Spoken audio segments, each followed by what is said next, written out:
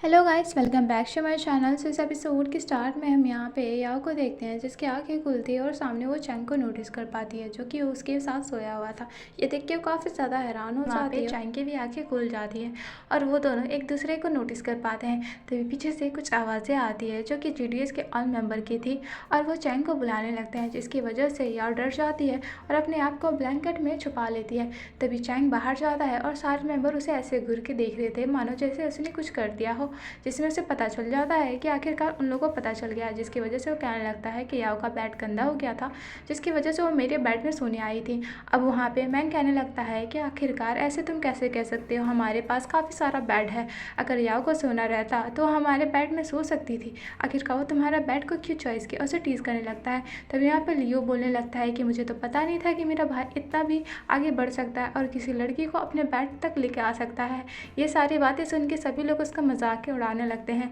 फिर हम यहाँ पे याओ को देखते हैं जिसने सारी बातों को सुन लिया था, जिसकी वजह से वो काफ़ी ज़्यादा एम्बैरस होने लगती है और अपने आप को ब्लैंकेट के नीचे छुपा लेती है, जहाँ चैंग आता है और उसे उठाता है, जिसमें याओ उसे काफ़ी ज़्यादा सॉरी बोलती है, जिसमें चैंग उसे कहने लगता है कि अगर हम लोग एशियन पीरियड में होते ना तो तुम्हें मेरे साथ 108 बार शादी करनी पड़ती। अब इन बातों को सुन के वहाँ पे याओ उसे पूछे डालते क्या तुम मुझे प्रपोज कर रहे हो शादी के लिए, लेकिन वहाँ पे चैंग उसकी बातों को इग्नोर करता है और तुरंत ही वहाँ जाके अपने ब्लैंकेट को चेक करने लगता है। अब ये देख के वहाँ पे याओ तुरंत इसके पास जाती है और उसे ब्लैंकेट चेक करने से मना करती है, लेकिन चैंग कहने लगता है कि मुझे चेक करने दो, कहीं तुमने डर्टी तो नहीं कर दिया। लेकिन वहाँ पे या उसे चेक करने नहीं देती,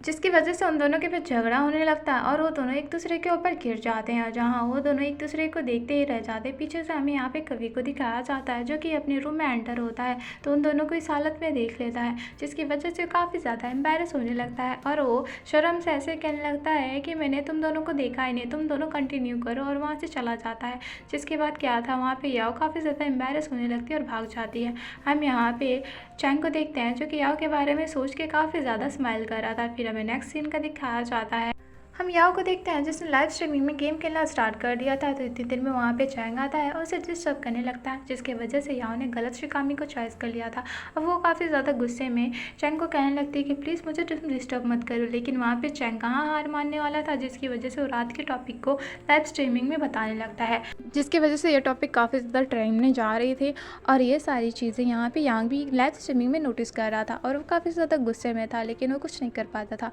तभी इतनी देर में वहाँ पे याओ को उसकी फीमेल फैन की रिक्वेस्ट आने लगती है और वो उसे काफ़ी ज़्यादा कमेंट करने लगती है कि तुमने चैंग को छुआ भी कैसे, जिसमें वो कहने लगती है कि मेरे हाथ पैर तो काफ़ी ज़्यादा छोटे हैं, मैं भला चैंग को कैसे छू सकती हूँ, और वो सबको शांत कराने की कोशिश करती है। फिर तभी हमें रात का सीन दिखाया जाता है। हम यहाँ पे यांग को देखते हैं जो कि याओ से मिलने के लिए उसके विला में गया होता है, लेकिन गार्ड उसे अंदर जाने नहीं देता क्योंकि वो उस विला का नहीं था। लेकिन वहाँ पे यांग उसे कहने लगता है कि आप मुझे फ़ोन उधार दे दे ताकि मैं उसे बुला लूँगा, जिसके बाद वो ऐसा ही करता है। हम देखते हैं कि यांग ने याओ को फ़ोन लगाया था और उसे बाहर बुलाता है मिलने के लिए, जिसमें याओ भी मान जाती है और तुरंत ही वो बाहर निकल जाती है। हम इधर आजियो को देखते हैं जो कि याओ का ही वेट कर रहा था और वो जिंगयांग की कॉल को लगाता है, जहाँ पे जिंगयांग उसे कहती है कि मुझे पता है कि तुम यांग से मिलने जा रही हो, मैं तुम्हें बता दूँ कि तुम अभी नेशनल गेम खेल रही हो, अगर तुम उसके साथ रिलेशनशिप में आ गई तो ये तुम्हारे लिए अच्छा नहीं होगा, तुम्हारे लिए रूमर्स भी सेपरेट होंगी। जिसमें याओ कहने लगती है कि ठीक है मुझे पता है। तभी हम सामने से देखते हैं कि वहाँ पे जियांग आ गया था और उसे हक करने लगता है, जहाँ पे याओ उसे कहने लगती है कि प्लीज़ मुझसे साइड हटो, जहाँ पे वो कहने लगता है कि प्लीज़ मुझे माफ़ कर दो, जो मैंने पास्ट में गलती की थी, मैं नहीं चाहता कि मैं तुम्हें खो दूँ, इसलिए मैं चाहता हूँ कि प्लीज़ तुम मेरे साथ वापस रिलेशनशिप में आ जाओ।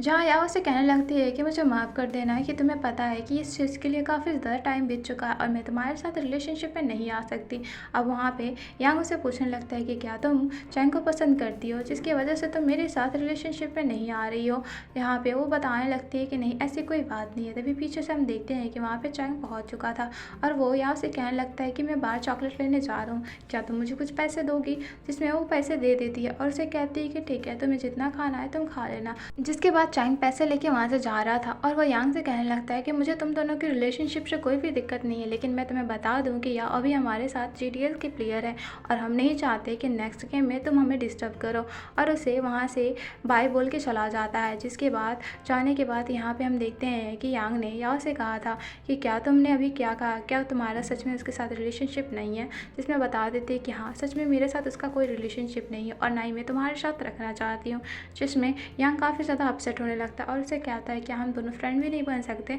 जिसमें वो मान जाती है और कहती है कि ठीक है मैं तुम्हें फ्रेंड बना दूँगी और उसे अनब्लॉक भी कर देती। अब ये देख के वो काफ़ी ज़्यादा अपसेट हो जाता है और उसे कहता है कि मैं तुम्हें हग करना चाहता हूँ और उसे लास्ट टाइम हग करता है। लेकिन वहाँ पे यांग को तो उसे छोड़ने का मन नहीं था, लेकिन वहाँ पे याओ उसे छोड़ने का कह देती है और उसे कहती है कि चलो मैं तुम्हें घर के बाहर तक ड्रॉप कर लूँगी और उसे बाहर तक ड्रॉप करती है, जिसके बाद वो अंदर जाने लगती है। अब हम यहाँ पे यांग को देखते हैं जो कि बार बार याओ को देखे जा रहा था। हम देखते हैं कि उसके अंदर अभी भी फीलिंग था और वो नहीं चाहता था कि याओ को छोड़ दे, लेकिन याओ ने फैसला कर लिया था कि उसे मूव ऑन करना है, जिसकी वजह से वो काफ़ी ज़्यादा अपसेट होने लगता है। हम यहाँ पे याओ को देखते हैं जो कि रूम की तरफ जा रही थी, तभी वहाँ पे चैंग आता है और उसे कहने लगता है कि क्या तुम्हारा यांग के साथ पैचअप हो चुका है, जिसमें बोलने लगती है नहीं, तो बताने लगता है कि मैंने तुम दोनों को देखा हक करते हुए। इसमें याओ से कहने लगते हैं कि क्या तुम मुझे तब से नोटिस कर रहे थे और तुम मेरी जासूसी करने यहाँ पे आए हो, लेकिन वहाँ पे चैंग से कहने लगता है कि तुम कुछ ज़्यादा ही नॉनसेंस बातें करती हो और इसके बाद वो वहाँ से चला जाता है। फिर इसके बाद हमारा फ्रेंडशिप होता है। हम यहाँ पे याओ